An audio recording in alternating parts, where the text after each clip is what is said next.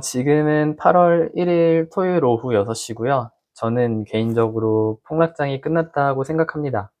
제가 이제 폭락이 끝났냐 혹은 폭등이 끝났냐를 생각하는 거는 물론 저는 지수 선물 옵션을 많이 하긴 하지만 결국 개별 종목에서 걔들의 가격이 얼마냐는 거 이렇게 비중을 해가지고 만든 게 지수잖아요. 그래서 개별 종목에서 노이즈가 있었냐 아니면 뭐가 있었냐를 가지고 바닥이랑 고점을 판단하긴 하는데 물론 틀릴 수도 있죠. 저도 이번에 틀려가지고 많이 깨먹었으니까.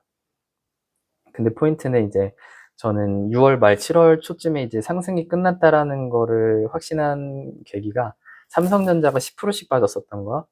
그러니까 막 마이너스 4%, 5%까지는 좀 무섭긴 한데 괜찮아요. 어차피 말아 올리고 다음날 한 2%, 3% 반등하면은 고점보다는 낮지만 이렇게 상승 추세를 깬 게 아니니까.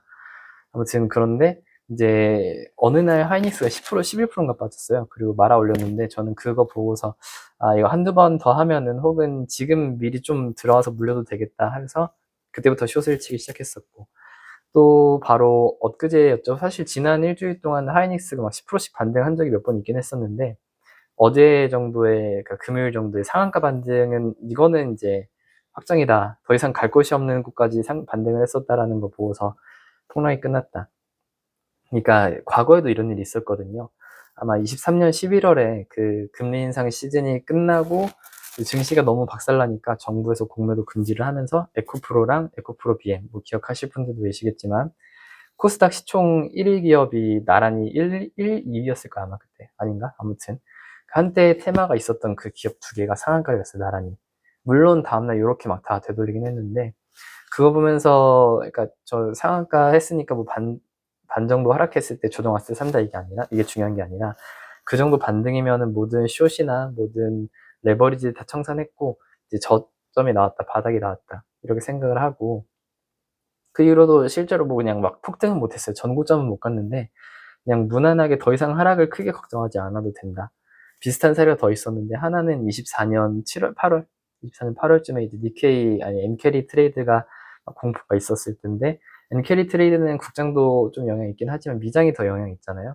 그때도 애플이 막 마이너스 막 10%씩 하고 엔비디아도 15%씩 빠졌었는데 어쨌든 그땐 좀 어렸죠. 마이너스 15%까지 갔었다가 종가에 한 마이너스 5% 혹은 마이너스 2% 마감. 아, 이거는 바닥에서 한 10% 반등을 했었다. 물론 그 뒤에도 조금 더 눌림이 있긴 했었지만 저는 그거 보면서 반등을 확신을 하기도 했었고 그때는 뭐 운 좋게 혹은 미장이니까 전고점을 뚫었었죠. 그리고 또 관세날이 아니라 해방의 날, 25년 4월. 그때 트럼프가 또 막 전 세계에 관세 부과한다고 이렇게 했을 때, 그때도 막 개별 종목들 완전 박살났었거든요. 근데 제가 그때 기억하기로 쏙셀, 반도체 세배롱이 하루에 40%인가 빠졌던 걸로 기억해요. 물론 다음날 50% 가고 또 여전히 이렇게 좀 되돌림이 있긴 했지만, 아무튼 그런 거 보면서 저는 이제 바닥에서 어떠한 거대한 종목이 반등이 한 어설픈 3, 4%가 아니라 10% 정도의 반등이 나오면은 이거는 레버리지랑 숏 포지션이 다 정리를 했다라는 그런 걸로 간주를 해서 이제 이거 가지고 비율을 생각을 해보면은 뭐 하이닉스도 특히 ADR이 한 플러스 9%인가 시작했다가 마이너스 3% 마감을 했어요 금요일 날. 근데 그 목요일에 한 17% 반등을 했었고 뭐 국장에서도 아까 처음에 말했듯이 하이닉스, 삼성전자, 삼성전기, 스퀘어 이를 다 반등했었고 그러면 이제 뭐 월요일 날 혹은 화요일 날까지 조금 더 눌려줄 수는 있긴 하겠지만 더 이상 막 크게 막 급하게 바닥을 잡으려고 한다 막 조금 더 100원이라도 싸게 살려고 한다 보다는 그냥 지금쯤이면은 이제 뭐 사실 뭐 저도 이미 돈 없어가지고 뭐 산다 판다 이게 말이 안 되긴 하는데 이제는 더 이상 겁먹고 조금 더 싸게 살려고 할 필요 없이 그냥 매수해놓고 좀 놀아도 되지 않을까라는 생각을 하고 여기에 대해서 조금 더 어드밴스드한 생각을 하면 올해 하반기에 불반등은 조금 있을 거예요. 8월쯤에. 왜냐면은 그냥 뭐 많이 떨어졌는데 불반등 나오겠지. 근데 이게 불반등이라는 게 코스피 막 9천까지 회복하고 코스피 선물이 막 3천까지 막 급등 반등하고 2만 간다 이건 아니고 이렇게 반등했다가 다시 눌렸다가 반등했다 눌렸다가 수렴을 그릴 것 같다라고 생각을 하거든요. 이거는 뭐 그냥 심리적인 거기도 하고 이제 여기 밑바닥에서 아 왜 안 샀을까 그래봤자 비싸봐야 10,000원인데 하고 안 샀던 사람들 저 위에서는 여기서 달라붙을지 모르겠는데 다시 한번 지난 저점이 120만 원이었으니까 130만 원을 사야지 얘들 절대 안 줘야 되거든요. 그래서 한 140만 원까지만 오고 그 다음에 150만 원까지 오고, 그러면서 고점도 지난번에 230만 원까지 갔는데 못 팔았다. 220만 원을 팔아야지 안 주고 210만 원을 팔아야지 안 주고 하려면은 이게 점점 위아래 폭이 쪼그라드는 수렴을 그리지 않을까라는 생각을 해서 저는 하반기에 아주 어그레시브하게 이 박스, 그러니까 굳이 한다면 코스피 한 6천에서 8천 사이의 박스가 점점 이렇게 쪼그라든다라고 생각을 하면서 수렴으로 거래를 하지 않을까라고 생각을 합니다.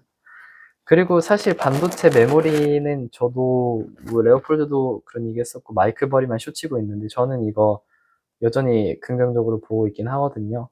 보셨겠지만 하이닉스랑 삼성전자, 키옥시아, 마이크론 다들 어닝 잘 나왔어요. 어닝이 잘 나왔다는 거는 그들이 뭐 지금 막 급락하고 리스크가 있긴 하지만 어쨌든 싸다, 어쨌든 더 상승을 기대할 수 있을 거다라는 명분을 주기도 하고, 그리고 물론 하이닉스 이거 실적 발표에서 주주 환원에 대해서 조금 머릿속에 물음표를 남기긴 했지만 어쨌든 돈 잘 벌고 있잖아. 그리고 빅테크들도 뭐 빚을 내든 채권을 찍든 뭐 어떻게 해서 조달을 해서든 계속 돈 쓴다는 기조를 유지하고 있고, 오히려 하반기에는 매크로를 조금 더 매크로가 좀 주요 리스크가 되지 않을까 생각합니다. 그래서 뭐 어제 저는 시장 안 보고 그냥 술 먹고 자긴 했는데, 일본에서 엔화 개입도 했었는데 미국에서도 엔화 개입을 했다는 카더라도 있었고, 또 FOMC 기껏 동결했는데 무슨 채권 시장이 발작하네. 그리고 뭐 연 8회에서 조금 더 줄이는 FOMC 금리 결정을 좀 더 줄인다라고 하는 거 보니까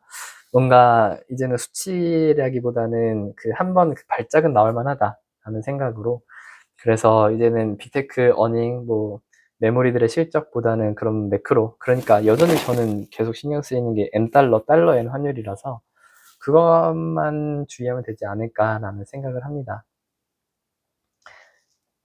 네, 그래서 네, 어쩌겠어. 나도 적장에 목을 따려고 팔 하나 정도는 그래 주고 온다라고 생각했는데 이제 적장에 목을 못 따고 팔 하나가 아니라 양쪽 다 딸리고 이제 그냥 진짜 반병신 돼가지고 이러고 있는데, 그렇다고 이거 포기할 수는 없잖아요. 코스피가 9,300에서 지금 6,000까지 내려왔는데 여기서 사야지. 어디서 사?